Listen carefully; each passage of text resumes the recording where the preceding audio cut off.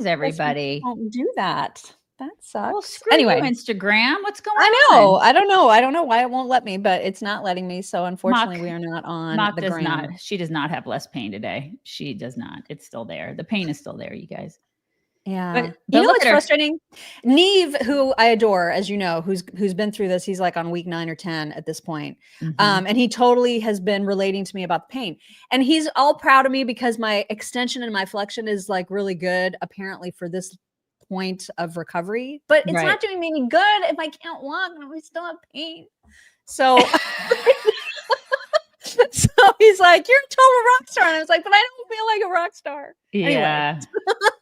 Yeah, but you're ahead of the curve. Even your physical therapist said that you're like doing better. You're an overachiever. So yeah, on the bending, I'm doing okay. But it's just like, but what good does that do me if it like still hurts to walk, which it has hurt since last August, and I'm sick and tired of it. Julia said it takes a full year to recover. When I had my spinal fusion, listen, it took me like 6 to 12 months to feel like completely normal again.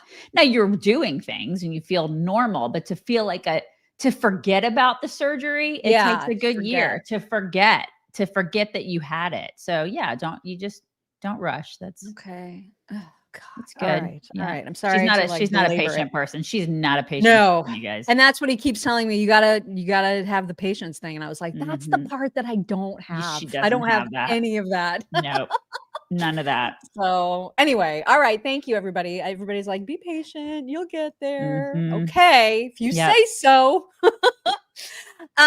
Okay, we're going to kick off the show today with somebody that I don't understand why CNN continues to platform, but they do. And then whenever they do, he says ridiculous things. It's the person after whom I'm named today, Jamaal Bowman.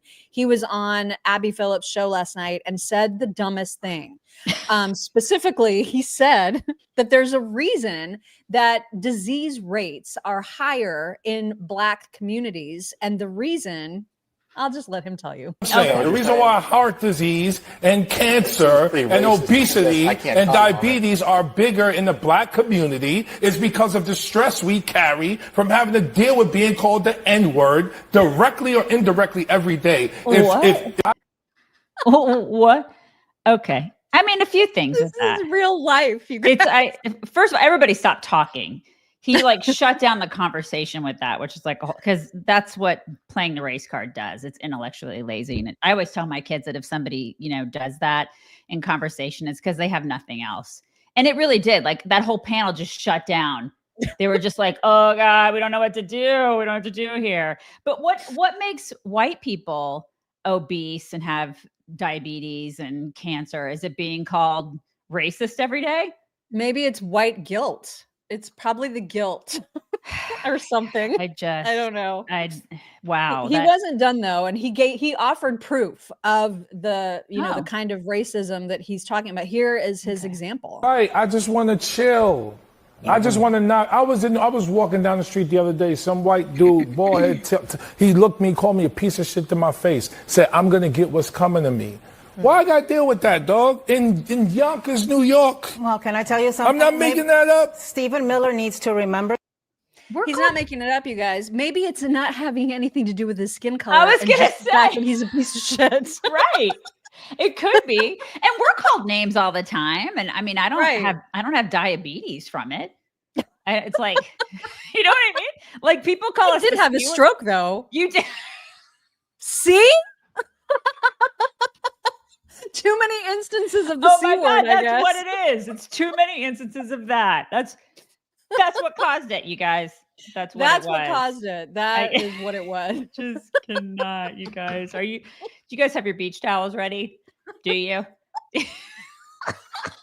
You got to make sure that you go to mypillow.com/chick. She's promo code chicks at checkout to save some money.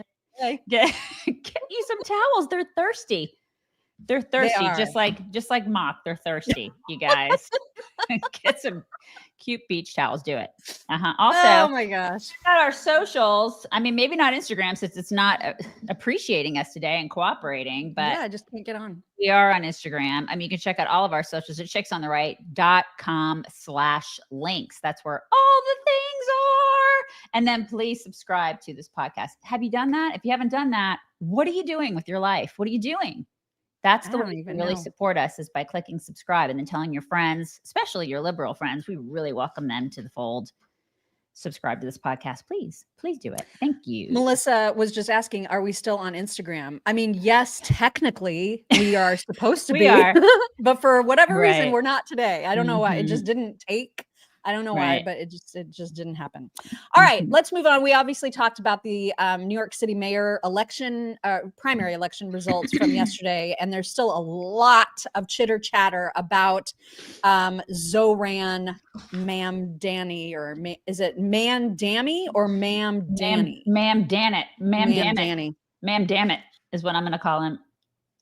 I mean, he is disaster. One scary MFer. You guys, that MFer is real.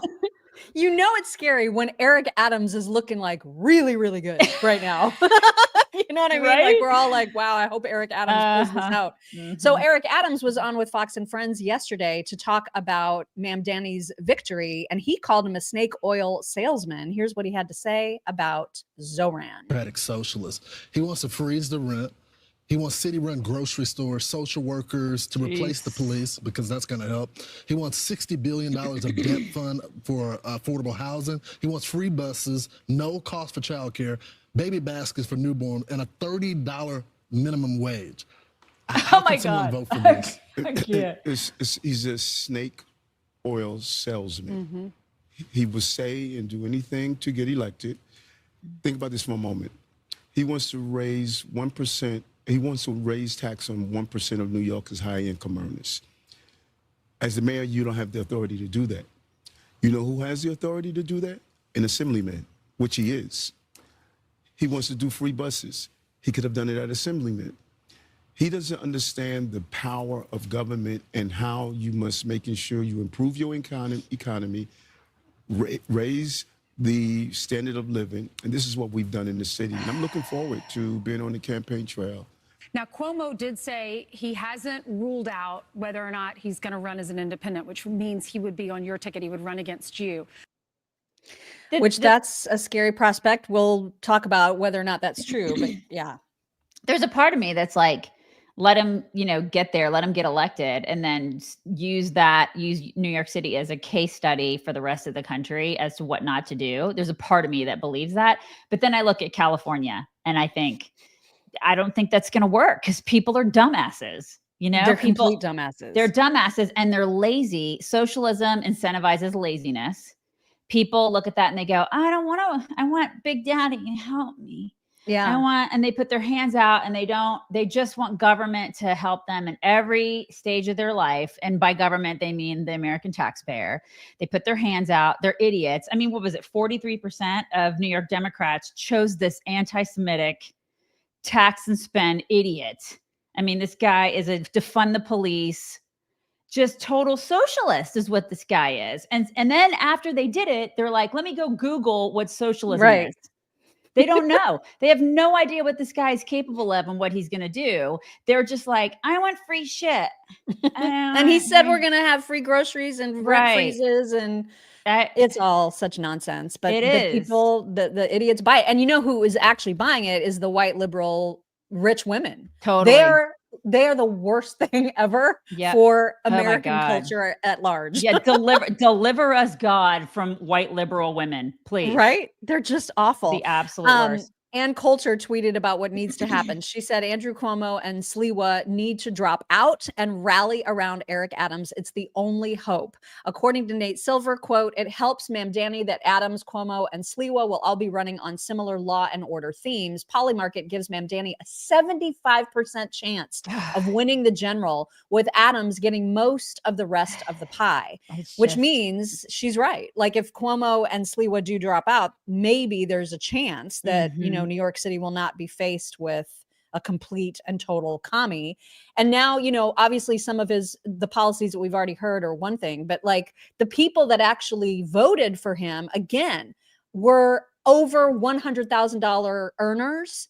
And so the people that you would think would be like, ooh, free stuff. The people that would need the assistance the most see right through this. They're like, this is not a magic pill. You don't just get to like hand out freebies. They understand it. It's the rich, liberal, white women that are just pieces of crap and ruining it for everybody. I'm not surprised by that because look who voted for Trump in the last election. Working class people who are like, you cannot bullshit me. You can't do it. Right. I work for a living. You can't bullshit me. All these rich white women are like, ooh, yay, socialism. It's going to be great. I'm sorry. What Sharia law? What is that? I'm familiar. No, what's happening in the UK? I don't know. I'm going to go to Erewhon and get myself a smoothie. Well, and back, a lot of his tweets are coming back to the surface. Back in 2022, he said, we need to ban all guns, all of them. Okay. So he's basically he's saying, I don't agree with our constitutional rights, and he wants to serve as in a public office that large. I mean, yeah. What the? So Hakeem Jeffries was asked by Morning Joe, hey, Hakeem, you're, the Democrat leader right now. So is this really what we want as Democrats? Do we really want to go like all the way to the left? And Hakeem could not answer without just saying, Trump sucks. Here it is. Say that he is far too extreme on economic issues and even issues involving Israel. I'm curious what your thoughts are on him ideologically. Is that does he have an ideology that you would want your candidates in 2026 to have? Well, from the standpoint of House Democrats and what our focus has been, clearly we have an affordability crisis in the United States of America, and our focus will continue to be on driving down the high cost of living in this country. Donald Trump promised to lower costs on day one. Costs haven't gone down, they're going up. He's crashing the economy. He's lying. In real time. His tariffs are going to impose thousands of dollars in additional cost on everyday Americans per year. And he may even be driving us toward a recession. It's the reason why Donald Trump has become so unpopular. Shit. The guy is so full of crap. Oh my God. Lie. Okay, listen, if you can go ahead and allow this to happen, if you're not going to actually see it for what it is, and he's like, la, Trump, big mean orange man. Okay, fine. Let some dude who is like an anti-Semitic freak get into office, and a socialist weirdo get into office there, and we'll see what happens to your party, because he is the poster boy now for the Democrat Party. This is what the Democrats believe in now, is that guy. Yeah, they're all lining up behind him. They love it. This is your party. Own it. You may want to deflect and say that, oh, Trump, and price is this and price, which is a bunch of crap. He's lying. Lies are spewing out of his pie hole. But they need to own this. They need to own that their party is just so extreme. They are so far to the left now. There's no saving them. The Democrats are cooked. And you couldn't obviously rely on Joe Scarborough to say, yes, but my question was, is this the real economic policy that you want to see out of other Democrats? And he also, the whole like ridiculous spiel about Donald Trump promised that he would bring down prices and prices are going up. I would love for somebody to get in the middle of that and say, bring down the prices from what exactly? Where would prices need to come down from? And why were they up there? Yeah, well, that would mean that somebody's doing journalism, Mark. That's true. Can't expect that. Can't expect any journalism.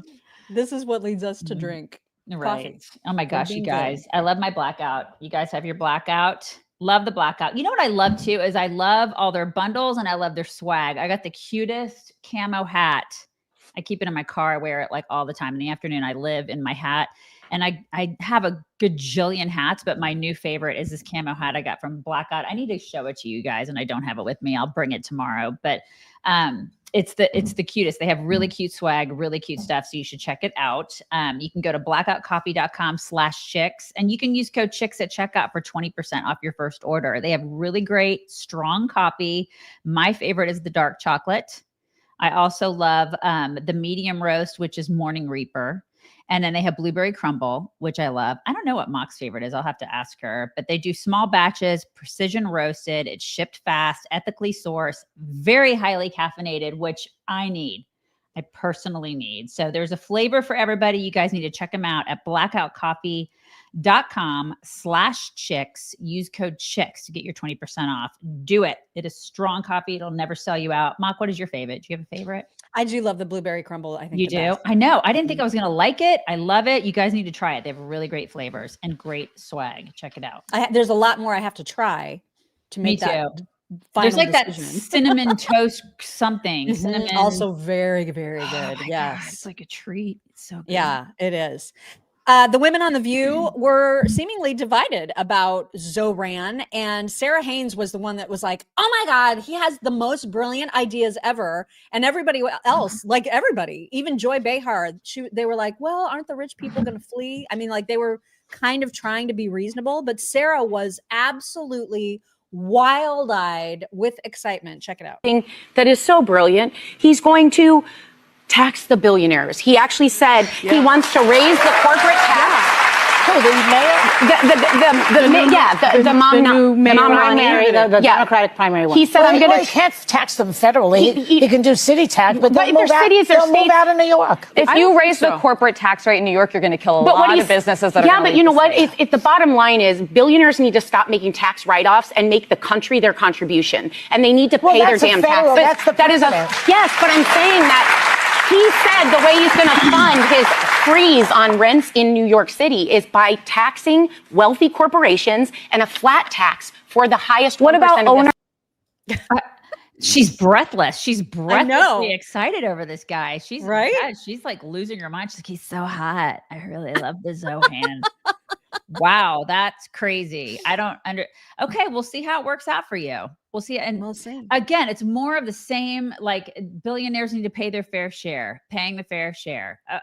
This is more about paying the fair share. The stuff that he wants to do is just straight up socialism. It doesn't work. It's never worked. Why do these people, like, they just can't understand that? Why? I don't understand. They're just convinced that they can do it in a different way somehow. It doesn't make any sense. It's never worked, ever. Like, there's data to support that. There are receipts. It's never worked. It's kind of like how, we've seen all these crazy protesters running around screaming about how everybody on the right, including people who love Israel, are Nazis and fascists. It's like a complete twisting of reality, and they just bend it into whatever they want to bend it into. And there's a great example of that. Stephen Miller was commenting about the fact that Mamdani won this race and what that means for New York. And there's some congressman, I think he's from Wisconsin, either Wisconsin or Minnesota, I can't remember, but a sitting congressman called Stephen Miller a Jew, a Nazi, and said, like, go back to 1930s Germany. And that's when things are freaking crazy. Upside down. So Stephen Miller said, New York City is the clearest warning yet of what happens to a society when it fails to control migration. And this representative, Mark Pocan, said, racist F, go back to 1930s Germany. Okay. And I'm just like, how are you this dumb? How can you be this dumb? Yeah, but so many are. It's just like, it's like all these liberal white women who are so welcoming of people and ideologies that suppress women. Right. Do you pay attention? Do you look around the world? What's happening in the UK and whatnot? I mean, open your eyes, ladies. It's the Queers for Palestine phenomenon. It's just so absurd. How can you be that stupid? Just open your eyes. Yeah. There is some hope. I don't know how accurate this was a Fox News report initially. And Eric Doherty tweeted out that Andrew Cuomo is planning to drop out of the mayoral race, which would make it easier for Eric Adams to win. But Curtis Sliwa obviously is still in the race, and I don't know what's going to happen. I don't know if it's even 100% that Andrew Cuomo is dropping out, but there were rumors spreading, starting with Fox News, that was reporting that he is likely to. So we'll see. Yeah, but you know what, though? This is such a indictment of the Democrat Party that this is the best they can do. Oh, yeah. I mean, Andrew Cuomo would have been a terrible choice too. It's you terrible. know what I mean? It's like we said, it's like the crap sandwich and the douche canoe or whatever. I mean, you're like, what? These are terrible, terrible choices, but this is all they have. So it just shows you that their bench is so shallow. They have nobody to choose from. It's just pathetic. They're really scrambling right now to just stay, I don't know, relevant or alive. It's like they're cooked. They are really cooked at this point. I hope so, man. I hope so. There, like any kind of polling that's asking, what Democrat best represents the whole ideology right now, and AOC is leading those polls, which is also crazy. She did one of her famous Instagram live videos to talk about this spat that she's currently having with Donald Trump. Of course, we showed yesterday his giant tweet directed at her.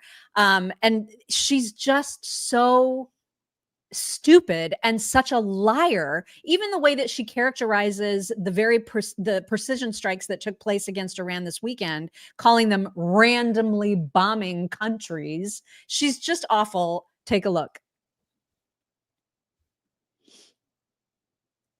He wanted to pick a fight with me, little old me, and he's going to lose that. So maybe don't send our country into war when the vast majority of Americans, Republican, Democrat, and Independent, don't want us randomly bombing countries because you're in some type of mood. They're not even briefing Congress. Congress was supposed to have a classified briefing today, and they canceled it last minute. It's giving scrambling. It's giving disorganized. It's giving they are having problems behind the scenes. And by also not even briefing Congress on a bipartisan basis, please understand that this is Trump's war. This is a Republican war. Oh my God. And again, she's done nothing. Like, she's been completely ineffective. You look at where, like, the people that she actually represents, her constituents, she's done nothing for them. She's been ineffective. The only thing she's been good at is, social media. She's good at that. Self-promotion. Self-promotion. That's what she's good at. That's what these ladies are good at. There are some, sort of more centrist Democrats who are sounding the alarm about people like her, people like this Zohran guy.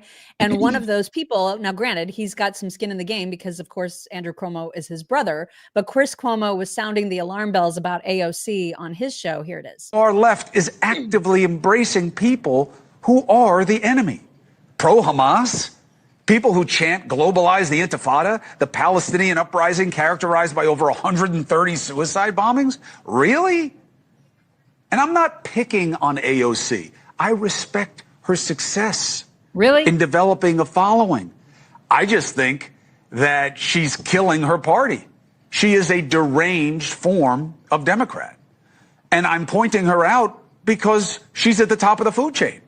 A recent CNN poll found she's the top Democratic leader who best reflects the core values of the Democratic Party. And this is by Democratic voters.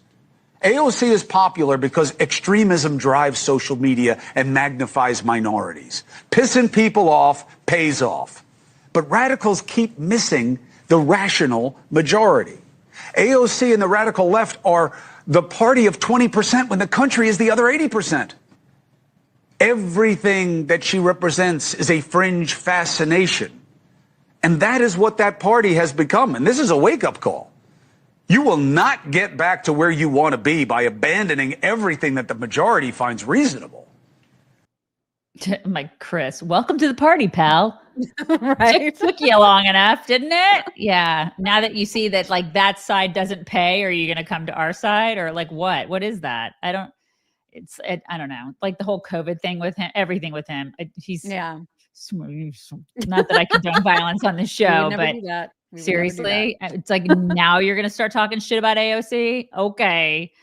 Yeah. But he's right. Trump, I mean, she doesn't do anything. Like, when it comes to legislation, I don't even think she's passed any like notable legislation. She's had a lot of time. Well, unless you give her the credit for any Green New Deal component. Oh my God.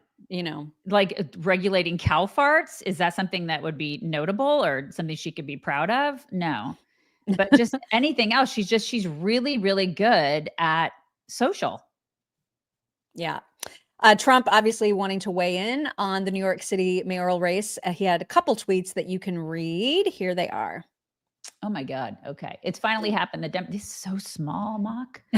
Sorry. The Democrats have crossed the line. Zohran Mamdani, 100% communist lunatic, has just won the Dem primary and is on his way to becoming mayor. We've had radical lefties before, but this is getting a little ridiculous. He looks terrible. His voice is grating. He's not very smart.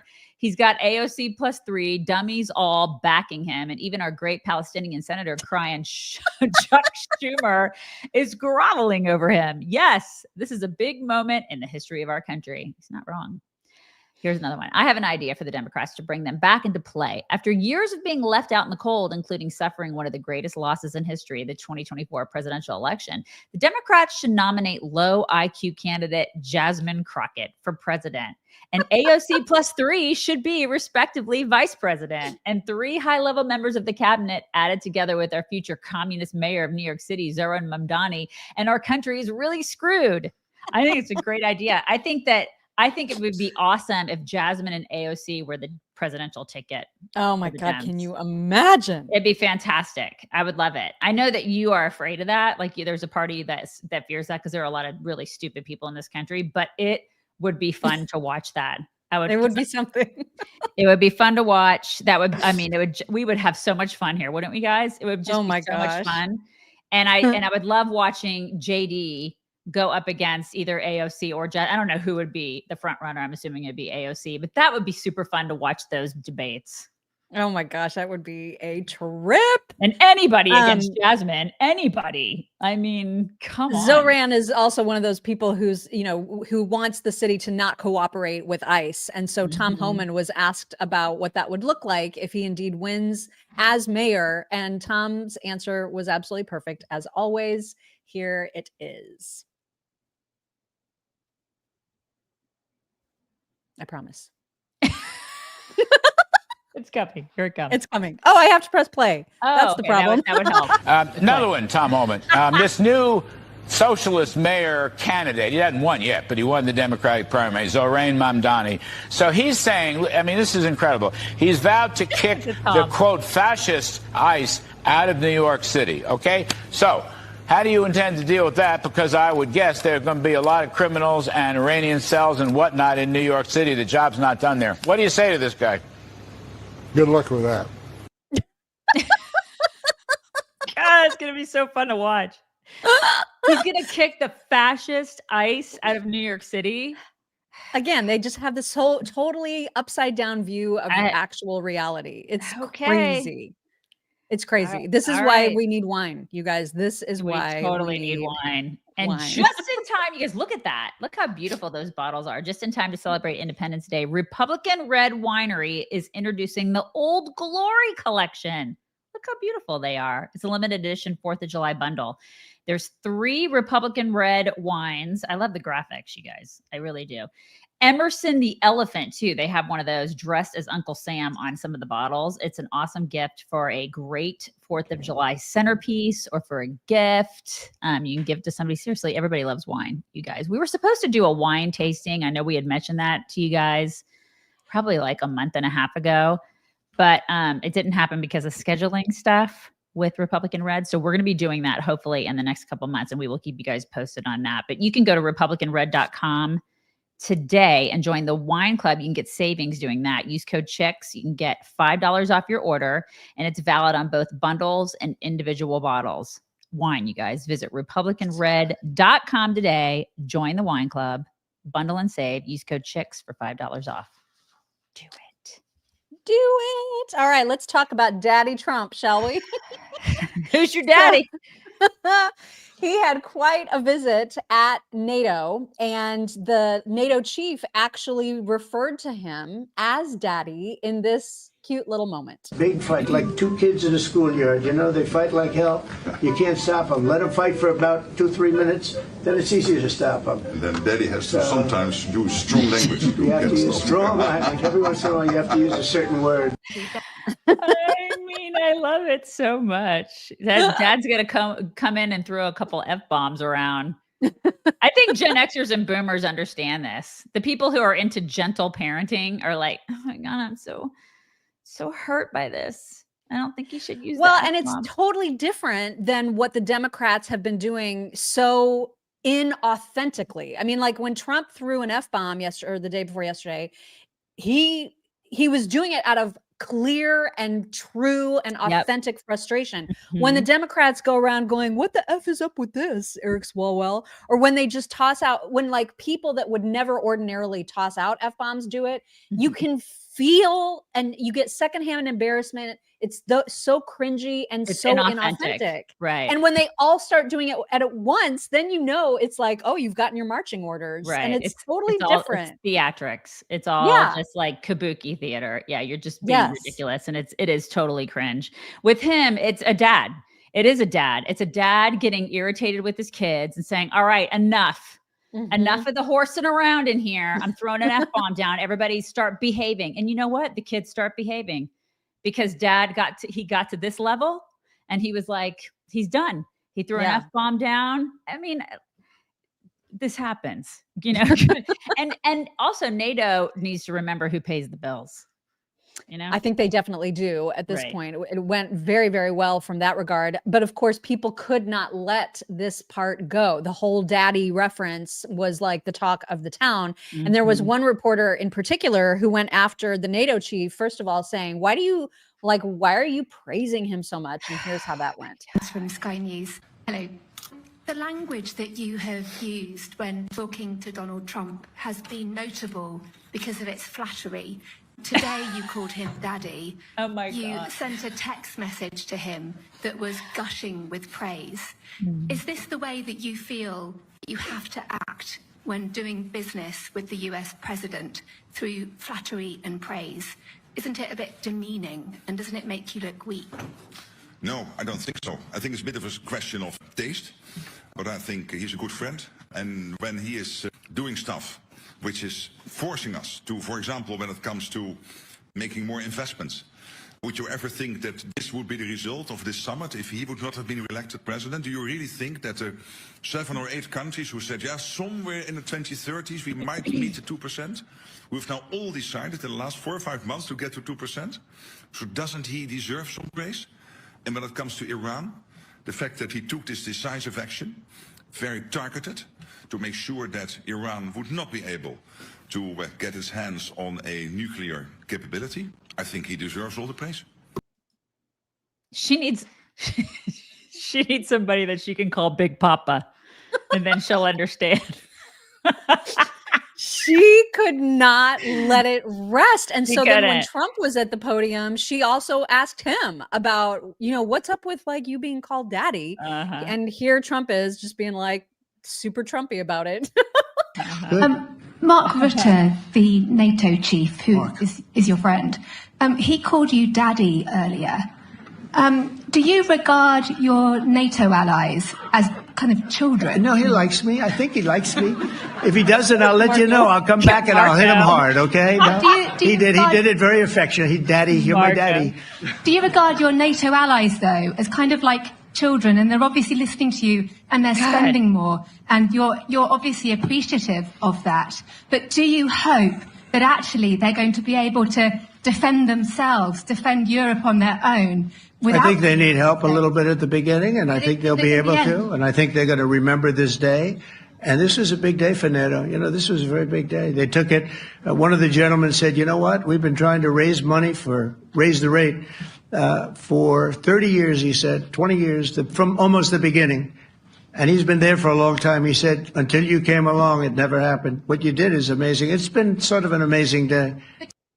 What do you want to bet? That chick's married to a beta, or she's just not married at all and she's childless? What do you want to bet?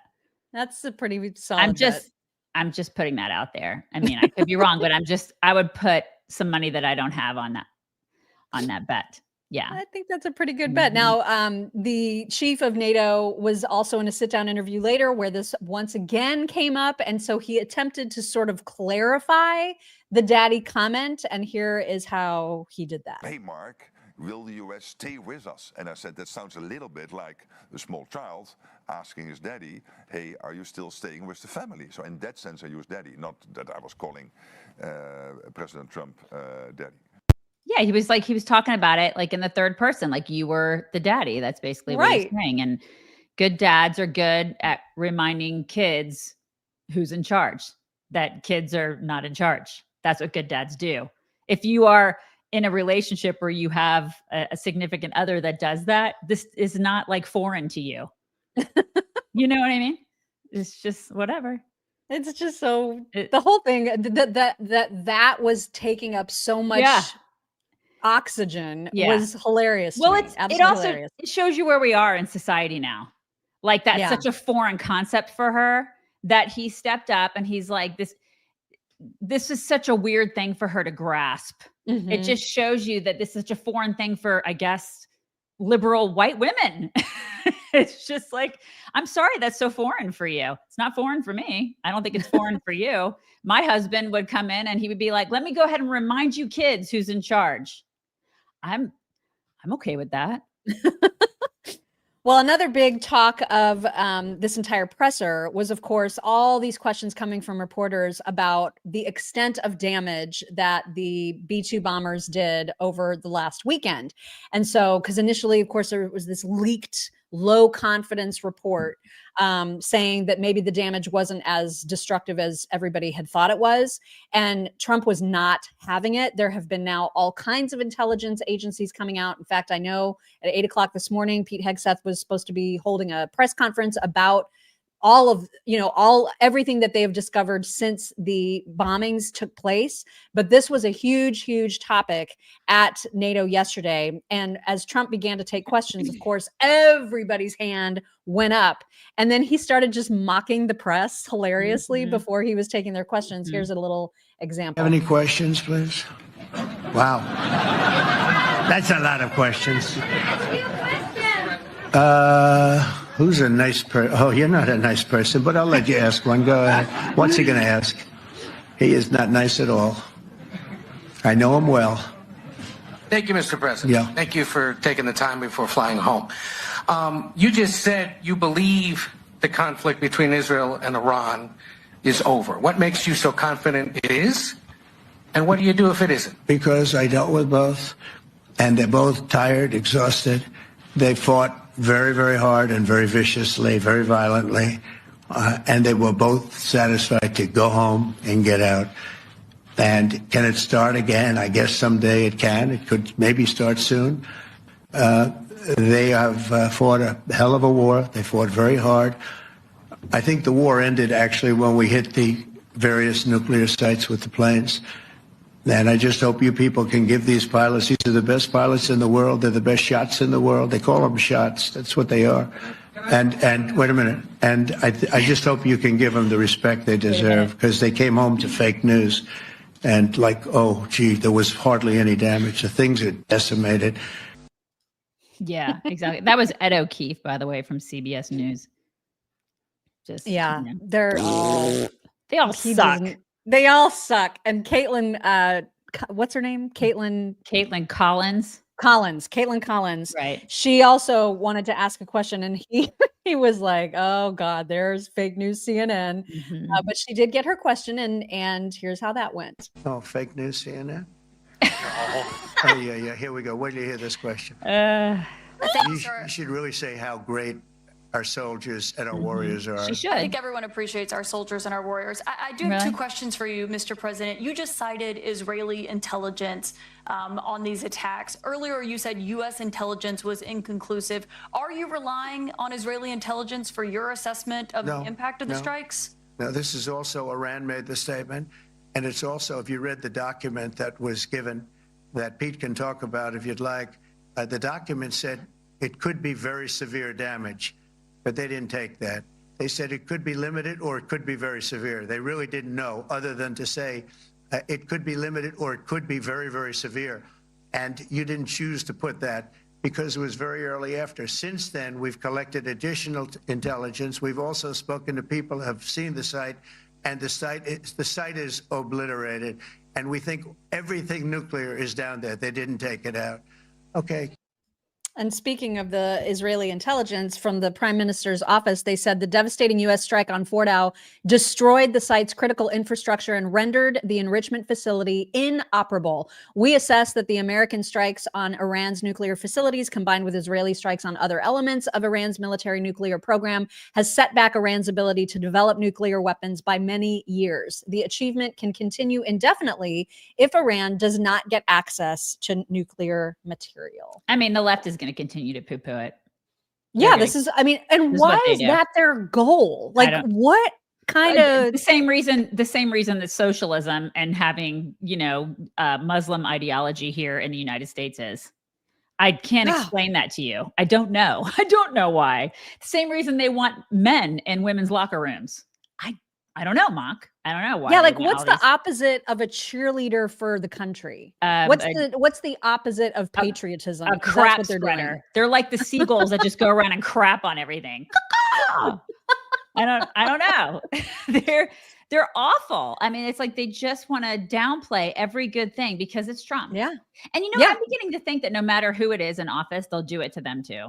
They will. It's like if it were DeSantis, if it were Vance, if no matter who it is on our side, they're going to do it. They're just going to do it. It doesn't matter at this point. If it's a Republican, if they have an R next to their name, crap on it.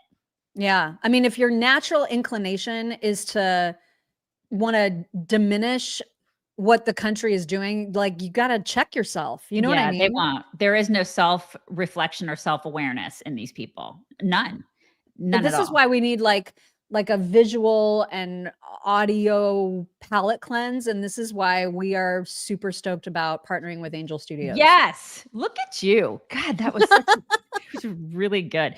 Did you guys see King of Kings over Easter, which was amazing? I mean, how can you not love Angel Studios, right? They're for people like us, ones who have been totally ignored by Hollyweird, which is what I like to call it. And now they have The Last Rodeo. It stars blue-eyed Neil McDonough, which I know he's not Mock's favorite, but I like him. He was in Yellowstone and he's very, very cute. It's one of those films that the entire family can see. The Last Rodeo. It's about a retired PBR champion who rides to save his grandson's life. His grandson has an inoperable brain tumor, and it's just a really, really good movie. If you guys haven't seen it, I really implore you to check it out. And it also has PBR athletes in it. Like it's just a great movie. So I love that Angel Studios makes movies like this because it's really hard to go with your family and find movies that everybody can see and there's not a bunch of crap in it where you're having to, shield somebody's eyes or you just aren't sure what's going to be in the whole thing. But they do make films like that. Awesome films. And you can become a premium member of their guild. You get 2 free tickets to see The Last Rodeo. And then you're also going to get free tickets to every theatrical release from the studios. And then you also get to make decisions about movies that they're going to be making in the future, which is really great. You have a stake in that. So don't wait. Go to angel.com/chicks, claim your 2 free tickets to The Last Rodeo. And then join over 1 million Americans that are taking back control of our entertainment. That's angel.com/chicks. Do it. Oh, look, I've got a friend in here. Are you saying hello? Hey, buddy. You want to say, you guys want this is, oh no, it's Bear. Oh Hi, Bear. my gosh, it's There's Bear. Look. Look Oh, look. Oh, Bear said hello. Hi, Bear. You say hello. He does this thing, you guys, where you talk to him and he goes, he does that. He does the head tilt. He does the head thing. I'll my have to get a video God. and show everybody. Yeah, he's a good He's boy. so Very fuzzy good and boy. Very good sweet. boy. Mhm. So Trump obviously very, very interested in backing, protecting, defending, giving credit to the B-2 bombers, the whole team that went and did that incredible mission over the weekend. And when he is in defense mode about members of our military, he also is in major offense mode against the press. And here is what he said about a lot of them. It was really funny to me. Here it is. This was an unbelievable hit by genius pilots and genius people in the military, and they're not being given credit for it because we have scum that's in this group, and not all of you are. You have some great reporters, but you have scum. CNN is scum. MSDNC is scum. The New York Times is scum. They're bad people. They're sick. And what they've done is they're trying to make this unbelievable victory into something less. Now, they're scum. They're scum, you guys. He's not They wrong. are scum. Not wrong. Oh my God. So Marco Rubio spoke about this. We'll have a little bit from him in just a second. But Pete Hegseth also, as head of DOD, wanted to get in on the defense action because he, as he should be, is very, very proud of the entire strike. And so here he is to just explain to people why you can rest assured that it was successful. Talk to the people who built the bombs, understand what those bombs can do, and deliver those bombs. They landed precisely where they were supposed to, so it was a flawless mission. Flawless. Right down where we knew they needed to enter. And given the 30,000 pounds of explosives and capability of those munitions, it was devastation underneath Fordo. And the amount of munitions, 6 per location, any assessment that tells you it was something otherwise is speculating with other motives. And we know that because when you actually look at the report, by the way, it was a top secret report, it was preliminary. It was low confidence, and CNN and others are trying to spin it to make the president look bad when this was an overwhelming success. I mean, he also got up later to the podium to also criticize the press. So not only is he defending, as Trump does, the military, but he is letting the press have it for the way that they're spinning this. Here is that. And then the instinct of CNN, the instinct of the New York Times is to try to find a way to spin it for their own political reasons, to try to hurt President Trump or our country. They don't care what the troops think. They don't care what the world thinks. They want to spin it to try to make him look bad based on a leak. Of course, we've all seen plenty of leakers. And what do leakers do? They have agendas. Yeah, I mean, it's just indefensible at this point. You know, you can tell, you know what side these people are on, and it's not on the side of America. Yeah. And this is who Democrats are. Like, we've shown you so many examples just today of who Democrats are now. Why would you want to be on that side? Why? I don't know. I don't get it. And Marco, I know, is frustrated with it too. As we mentioned, he also weighed in. This might be one of those floopy looking weird videos from an image standpoint, but the sound is fine. Take a listen. These leakers are professional stabbers. That's what they are. They go out and they read this stuff and then they tell you what it says against the law, but they characterize it for you in a way that's absolutely false. There's no way Iran comes to the table if somehow nothing had happened. This was complete and total obliteration. They're in bad shape. They are way behind today compared to where they were just 7 days ago because of what the president did. Right. Yup. Yep, exactly. And because this all came from CNN initially, and specifically their reporter who was in charge of saying the Hunter Biden laptop is disinformation, Natasha Bertrand, he tweeted about her. You can read that. Natasha Bertrand should be fired from CNN. I watched her for 3 days doing fake news. She should be immediately reprimanded and then thrown out like a dog. She lied. It's kind of mean to dogs. She lied on the laptop from Hell story, and now she lied on the nuclear site story, attempting to destroy our Patriot pilots by making them look bad when, in fact, they did a great job and hit pay dirt. Total obliteration. She should not be allowed to work at fake news CNN. It's people like her who destroyed the reputation of a once great network. Her slant was so obviously negative. Besides, she doesn't have what it takes to be on camera correspondent. Not even close. Fire Natasha. What does she have? She have a face for radio? I don't know what she looks like. I don't even know what she looks like, but of course he knows. She's probably got a face for radio, you guys. She probably does. Like that chick that was questioning him, just like the British chick. Right. Face for radio. Yeah, this is come on, Natasha, do better.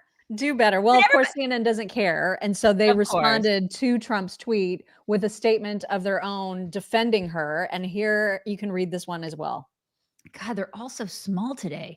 We stand 100% behind Natasha Bertrand's journalism. Okay. And specifically her and her colleagues' reporting of the early intelligence assessment of the U.S. attack on Iran's nuclear facilities.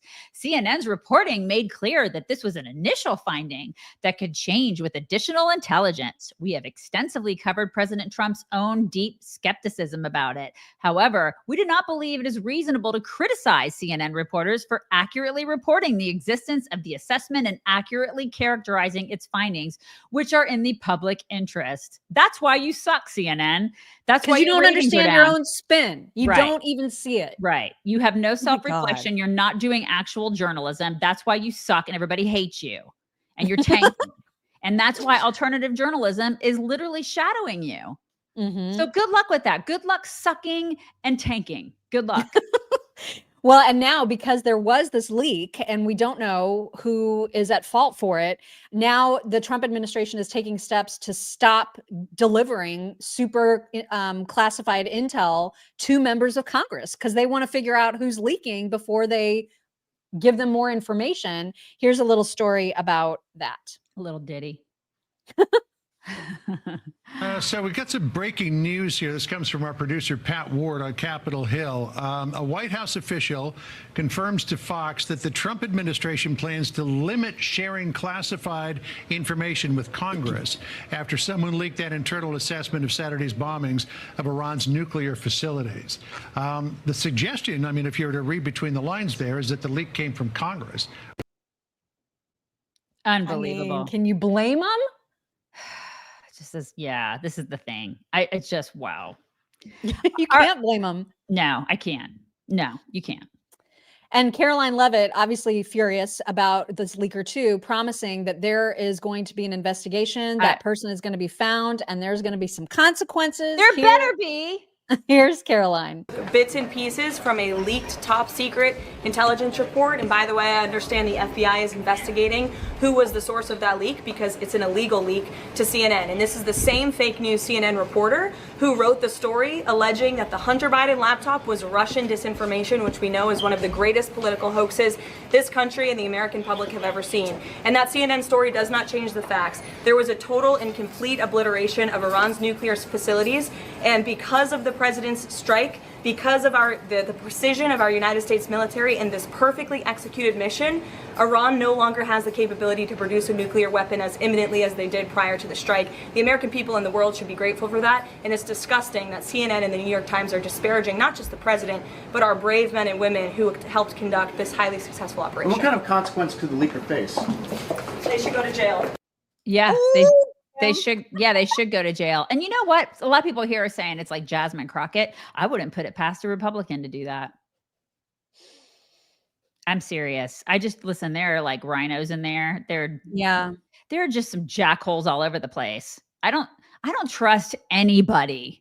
I know that's the problem because too, since the leak was a military document, it seems like it had to have been a member of the military that leaked it to someone. Maybe it was a congressperson who then leaked to CNN, or I don't know if this person in the military had a direct line to somebody at CNN. I have no idea, but I know that they're going to be looking into that and they should. Absolutely. Yeah, I don't trust. Yeah. And they should go to jail. I want to see I want to start seeing some people in orange jumpsuits. Oh my God, we're all so thirsty for that. So much so. But speaking of the instinct to always look for the negative spin, the negative of everything that anything that happens in this administration, they want to find the negative of. Hakeem Jeffries, he is super guilty of it. He was in a press conference where he was asked about all of this stuff, and this is what he said. Mr. Leader, you just said that the president's characterization that the program had been obliterated was a misrepresentation. What is your assessment? No, I didn't say it was a misrepresentation. I said there have been no facts that have been presented to the American people or to the Congress to confirm that Iran's nuclear program has been completely and totally obliterated. But would you not agree that the world is safer now than it was a month ago? We have repeatedly made clear that the Iranian regime should never be permitted to become nuclear capable. Clear. Okay, so then, where's your celebration? Well, if it were a Democrat president that did this, they would literally be losing their minds. Like CNN, MSNBC, that's all they'd be talking about. Right. They would be in a huge circle jerk about it. Totally. I can't with these people. Just shut up. There's such a double standard. And the only reason that they're going on and on about how this wasn't a success is because it's Trump and everybody knows that's why they're doing it. Yep. It's so And another textbook. one that is just as ridiculous as Jeffrey's is Chris Murphy, who wants all the attention. Here he is. Listen, they're mad. They're furious. You can see it in their voice because they got caught in a lie. They got caught in a lie. They went out there and said that that the nuclear capacity of Iran was obliterated, that we'd set back the program at least a year. They knew they were lying when they said it. They got caught in the lie. That's super embarrassing. And they're trying to cover up that lie with this righteous indignation, blaming everybody but themselves for the fact that they did the really unforgivable sin of national security communication. They fudged intelligence about our national security. Wow. Nicole Wallace the other day was like crying about Tren de Aragua people being deported. Like, I can't even take these losers seriously. I can't. And oh my God. And by the way, I am not one. Listen, I know I am aging. I know, I get it. And I don't look like I did even 2 years ago. I get it. But she is not aging well. And I think it's because of all the anger. I think it's because that's always true. Anger makes it worse. I do think totally it makes it worse. I think that's part of it. If there's one thing that I can take away just from how she's just so mad. Like she's so mad. She's so mad. There's, you know, and she used to be kind of a cute, you know, she was kind of cute. And then they turn liberal and they get. It shows on their face. It does. And then hilariously, we have Jake Tapper defending the press corps at this point, saying how important it is that they ask questions of people in leadership. Jake Tapper is trying to say that. And the irony is so, it's just you too can't make thick. it up. You just can't make any of this up. This is literally our job, demanding facts and answers instead of just taking a president's word for it.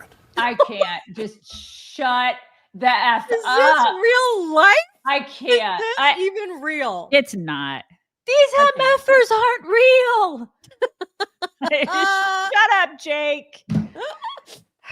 You need to find out how many of our folks in our audience have signed up for the big sweepstakes. Yes. Okay. So you guys know your U.S. history and your civics. Do you? Do you know them? PragerU, they have their civics test up. And what did she say? What did she say? They have their civics test up and they're making it interesting with a $25,000 prize up for grabs. She goes, I want one of you guys. We do. We want one of you guys to win it so hard. Okay. It's 25 grand.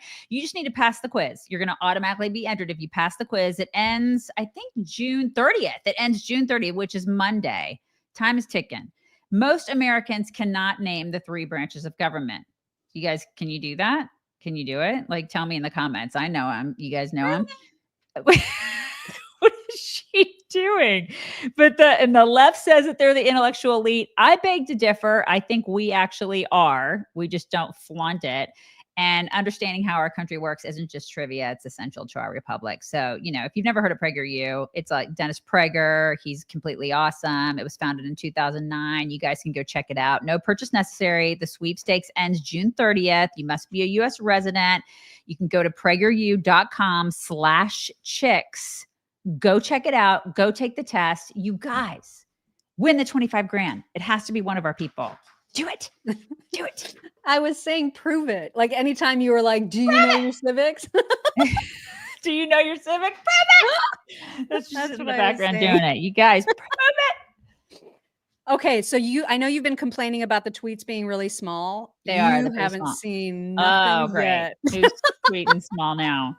Because there is a really, really, really small one coming up. But before we even get to the small one, we got to get to a couple of other ones from Trump that came from yesterday. Okay. One of them it's kind of like too late to be sharing it now, but this is about Pete's presser this morning. Here it is. Okay, here we go. Secretary of Defense War, Pete Hegseth, together with military representatives, will be holding a major news conference tomorrow at 8 a.m. Eastern at the Pentagon in order to fight for the dignity of our great American pilots. These patriots were very upset. After 36 hours of dangerously flying through enemy territory, they landed. They knew the success was legendary. And then 2 days later, they started reading fake news by CNN and the failing New York Times. They felt terribly Fortunately for them, and as usual, solely for the purpose of demanding President Donald J. Trump, the fake news, Times and CNN lied and totally misrepresented the facts, none of which they had because it was too soon. There were no facts out there yet. The news conference will prove both interesting and irrefutable. Enjoy. 36 hours. Can you imagine 36 hours? Like on it, just 18. Yeah, that's a lot. And then after the first 18, having to be like in the most alert and like plugged in mode of all time and space. You know, they're so like zoned in. Yeah. I mean, these guys and woman. I'm assuming there was a woman there too, but she doesn't care about being out there. Like, I'm the first woman to do that. No, she's not, she's not doing that, FYI. No. He also had this to say about the Houthis. He means business. They better not be doing anything. Let nobody be fooled.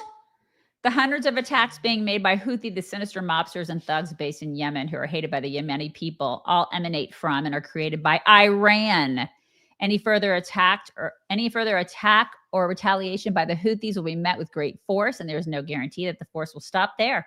Iran has played the innocent victim of rogue terrorists from which they've lost control, but they haven't lost control. They're dictating every move, giving them the weapons, supplying them with money and highly sophisticated military equipment, and even so-called intelligence.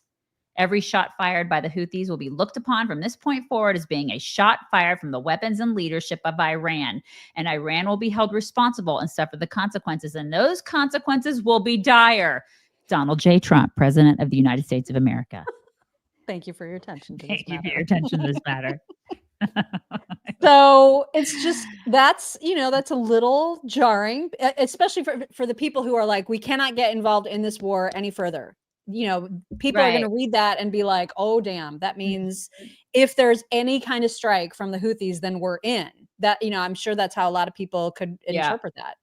And that is a little worrisome. But I also wanted to just make sure that everybody saw this fantastic montage of presidents, past and former and current, talking about Iranian nuclear weapons. This is perfect.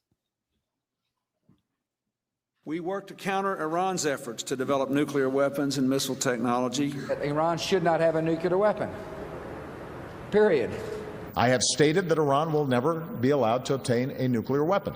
We will not allow Iran to acquire a nuclear weapon. Iran's key nuclear enrichment facilities have been completely and totally obliterated. Okay, there you go. There's a difference. That's why we call him Big Papa. That's why. That's why. Right there. So now comes the tweet that's like the tiniest. Okay. So are you ready for this? Here we go. I'm going to do my best, you guys. Here we go. This one is the one that is like setting alight the people like Candace, Dave Smith. I mean, people are losing their ever loving minds over this one. And it is in 6-point font. Here we go. All right. Breaking news. I was shocked to hear that the state of Israel, which just had one of its greatest moments in history and is strongly led by Bibi Netanyahu, is continuing its ridiculous witch hunt against their great wartime prime minister. Bibi and I just went through hell together, fighting a very tough and brilliant longtime enemy of Israel, Iran. And Bibi could not have been better, sharper, or stronger in his love for the incredible Holy Land. Anybody else would have suffered losses, embarrassment, and chaos. Bibi Netanyahu was a warrior like perhaps no other warrior in the history of Israel, and the result was something that nobody thought was possible, a complete elimination of potentially one of the biggest and most powerful nuclear weapons anywhere in the world, and it was going to happen soon. We were fighting literally for the survival of Israel, and there is nobody in Israel's history that fought harder or more competently than Bibi Netanyahu. Despite all of this, I just learned that Bibi has been summoned to court on Monday for the continuation of this long running. He has been going through this horror show since May of 2020, unheard of. This is the first time a sitting Israeli prime minister has ever been on trial.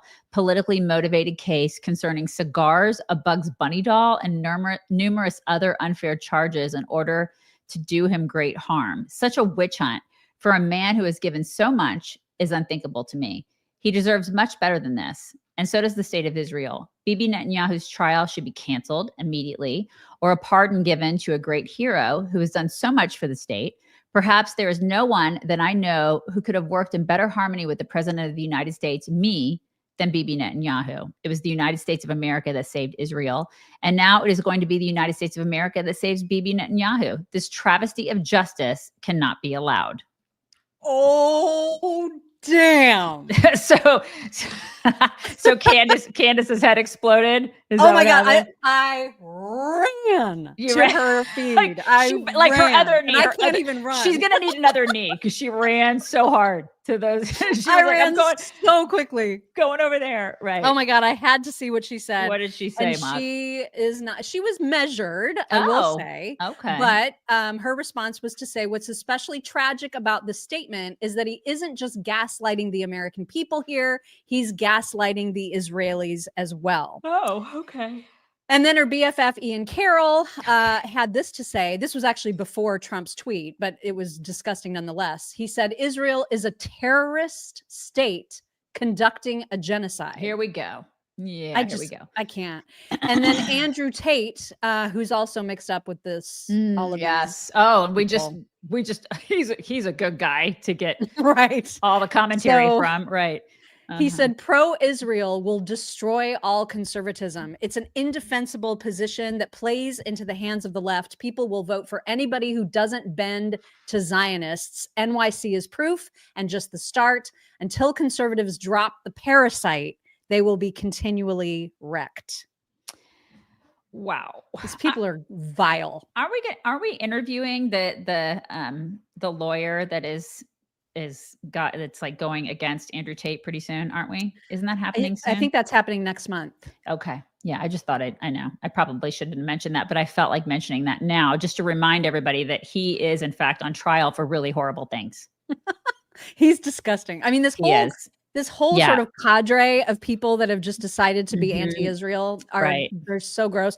And then also, I guess Steven Crowder yesterday called out Candace and the rest of this group pretty hard on his broadcast, and then invited Candace or Dave Smith or anybody to come on his show to debate about Israel. And so after he posted that invitation, Dave Smith actually said, I'm in. So we're going to potentially see a very intriguing podcast with the two of them. I've not always been the biggest fan of Steven Crowder, but I think that this will be a really, really good conversation, and my money's on Steven. Yeah, I think I would probably my money's on Steven. My money right there too. It'll be interesting for sure. Yep. And then Cenk Uygur had the biggest freak out yesterday. He's very, very worried about Islamophobia because people are worried about this huge Islamism takeover, this invasion, because they've been so freaking clear about that's what they want to do, is they want to take over the world. So I'm sorry we believe them, but but it's super bigoted of us. I'm not sorry. I'm not at all sorry that I believe them, because if somebody tells me and shows me who they are, I believe them. So I'm not freaking sorry, Chunk. Not sorry. But he does not want to be looped. He doesn't want to be grouped in with those people. With the terrorists? He's very worried about it. Okay, with people who are terroristy, he doesn't want to be thrown in with them. And I would suggest to Cenk that if you don't want to appear as a rabid Islamist terrorist, that perhaps you don't have freakouts that look like this. Okay. Every cable news anchor, every reporter at the New York Times, every reporter at the Washington Post, you're all deeply racist against Muslims, and you have gotten this country to hate us. It's totally your fault. And you've gotten the country to believe that 1.6 billion Muslims are America's enemies, that we're the violent savages. You're sick. You're disgusting. I can't stand it anymore. Okay, so step one, if you don't want to be treated like a sweaty psychopath, maybe don't be a sweaty psychopath. Like he was like the sweating. Is he okay? Is he all right? No, he's not okay.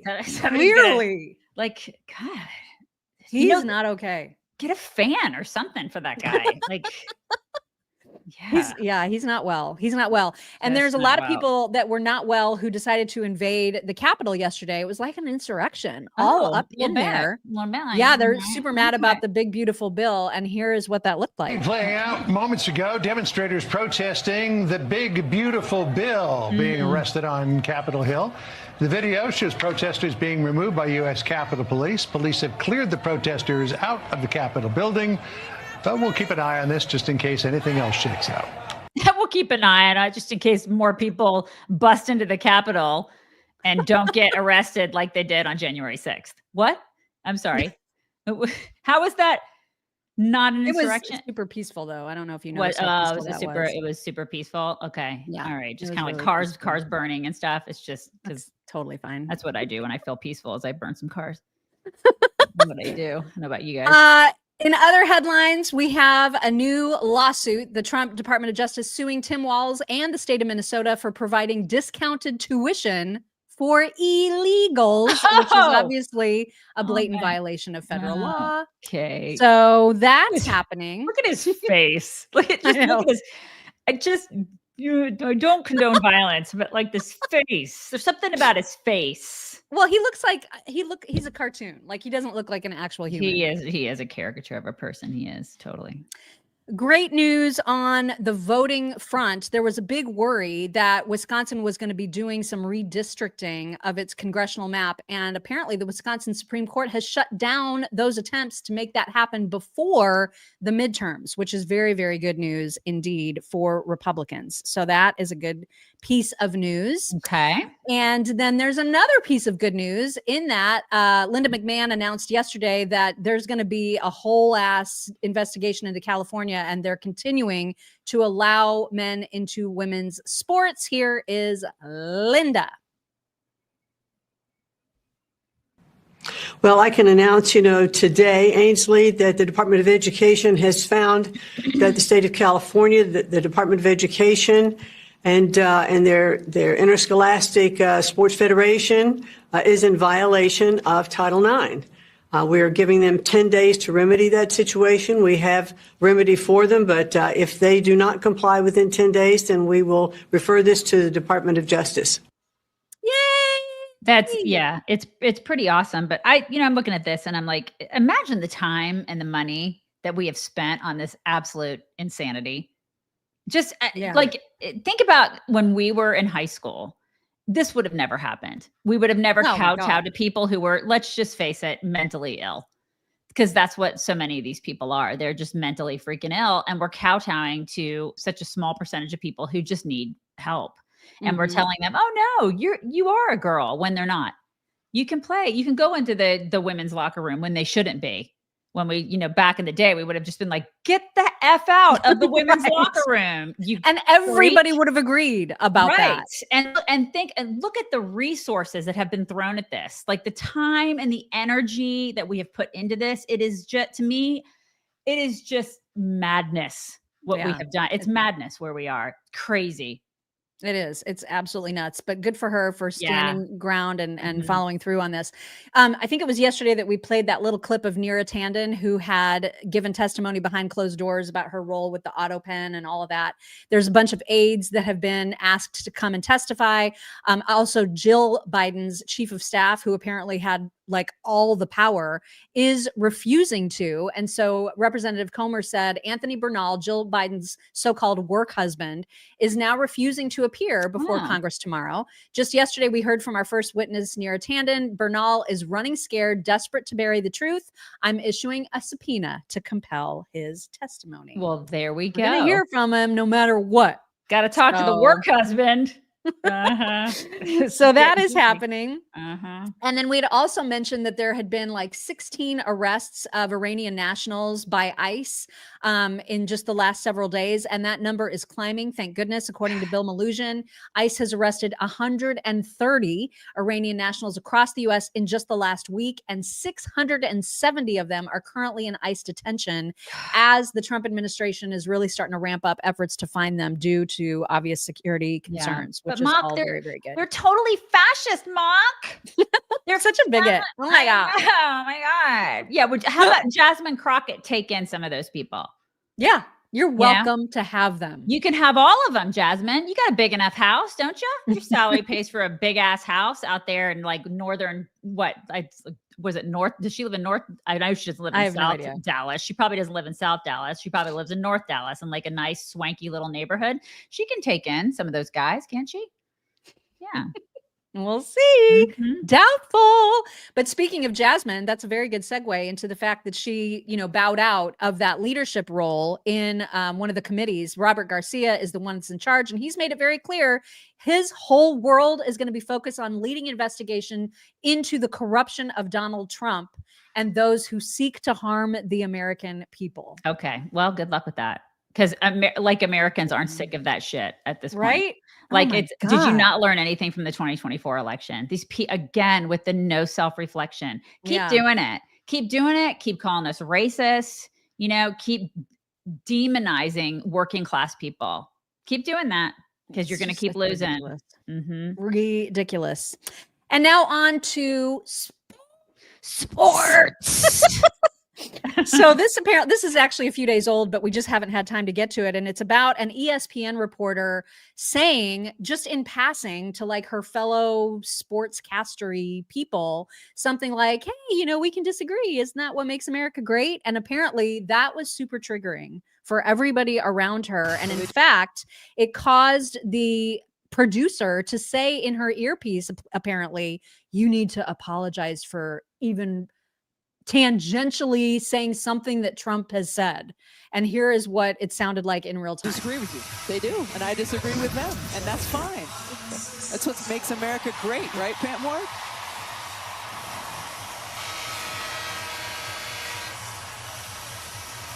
That's triggering. I should rephrase that. Yes. Why? Why should you rephrase it? I did think opinion are perfectly fine. That's a better way to say it. Sorry about that. Sorry about that. Sorry about saying that America's great. Oh my God. These people, I swear. Stop apologizing. Oh my God. I could not believe that was a thing. Just insane. Of course it's on ESPN, right? Right. God, these people. Then in celebrity news, this was on Daily Mail this morning. I don't know how accurate it is, but it comes as no surprise that allegedly Katy Perry and Orlando Bloom are splitting after 7 years together. I know. I'm so shocked. If they can't make it, how am I going to make it? I mean, if a guy can't make it with an astronaut, I don't even know. She is, you guys. I don't understand. Orlando and Katy. She probably kissed a girl. That's probably what it is. Well, she liked it. She did like it. So there's your celebrity news. And then this was an interesting dating story in New York City that somebody posted on Twitter yesterday. This started going viral like crazy. And the guy's name or the guy's account is Murray Hill Guy. And he said, this is what dating in New York City is summed up as. He was confirming a date with a girl and he said, hey, just confirming, still good for tonight. See you at 8:30 at Little Rebel. And she said, hey, yes, that still works. I did just want to ask one thing to make sure we're on the same page and not waste time. Did you vote for Zohran for mayor? I'm really excited he won. And he immediately sent a cancellation notice and then obviously posted that all over socials, which she then saw. So the saga continued and she responded to that and said, glad we didn't waste each other's time. I also now have seen you posted the screenshot on Twitter. Your page is disgusting. If you do not delete your post, I'm going to the police. Go to the police, biatch. I don't need this in my life right now. This week has been insanely stressful. Now, keep in mind, he posted no identifying characteristics about her except for her first name, which apparently is Julia. Yeah. So the fact that she's like, I'm going to call go to the police. Yeah, they're his always response was perfect. His response was to say, wait, Zohran, didn't you just vote to defund the police now and you want to call them over a Twitter post? Good luck. And so she's like, please do not message or contact me again. I have reported your post to the police and you will also be hearing from my lawyer. I would be glad to hear from your lawyer. I would be glad to hear from him. or her, whoever. This just cracked me up so much. Always victims, right? Always victims. Have a good day, feminist. Oh my God. I got to call my lawyer, my male lawyer, because somebody used my first name, and I cannot with this. I know. It's just I know. I guess there was another video there was like some liberal woman lamenting about how hard it is to find a good liberal man to date. And all the comments in response were so perfect because they were like, just look in a women's locker room. That's where you'll find them. And then when Sharia law comes to New York City, it's going to be great. You're going to have to, you'll find all the great men there, I'm sure. Make you cover up. There are going to be all sorts of rules. Talk about being a victim now. They have no idea. They have no idea. Absolutely no idea. Completely clueless.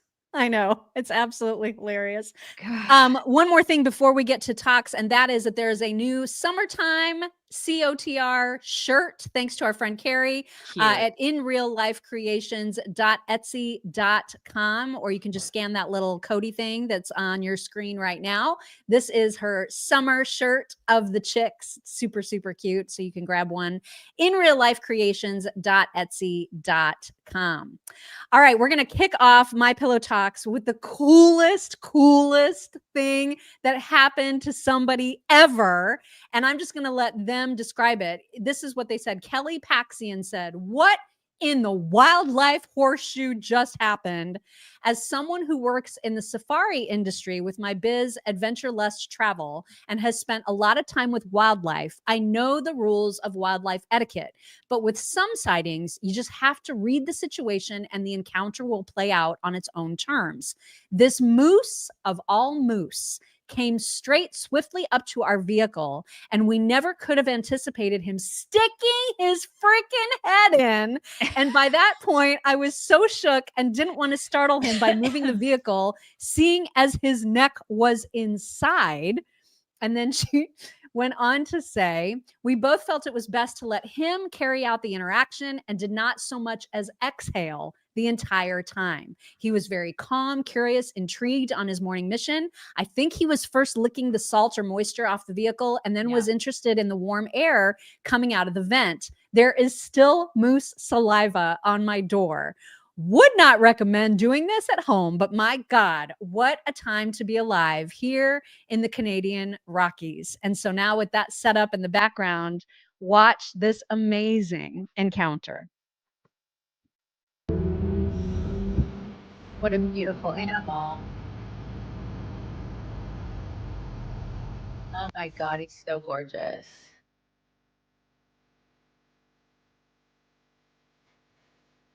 He looks super nice. Well, he looks like he's kind of lonely.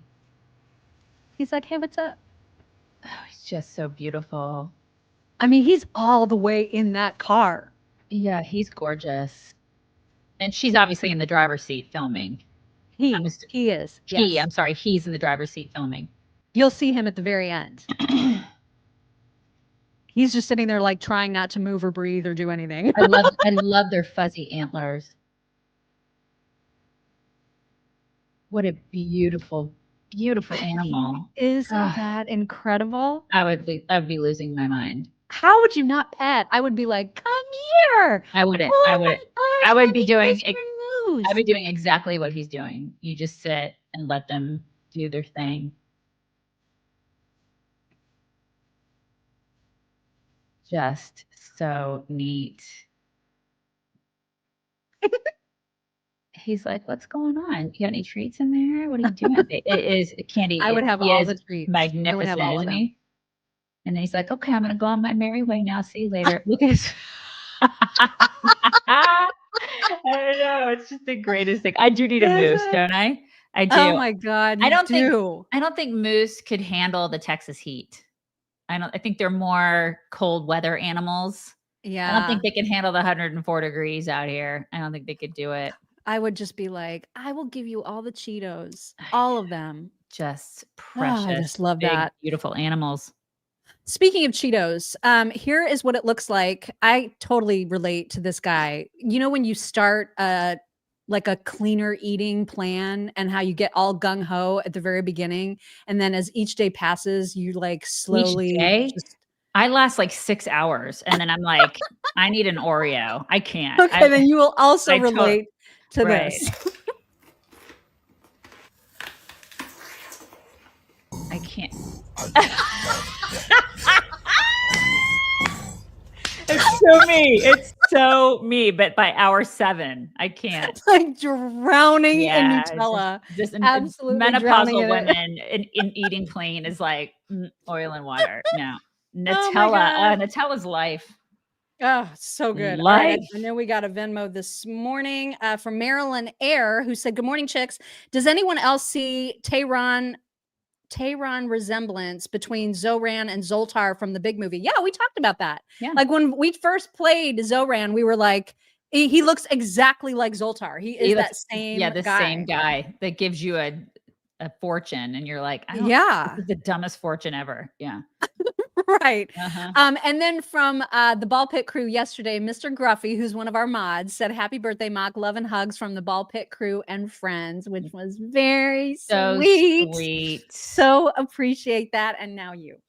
Jennifer, no. So generous. Thank you so much for that wonderful, generous, just so sweet. Hi, chicks. I had to get this to you now. I'm going into a big surgery soon that will hopefully end up speeding up my overall recovery and get me home. God, we hope so.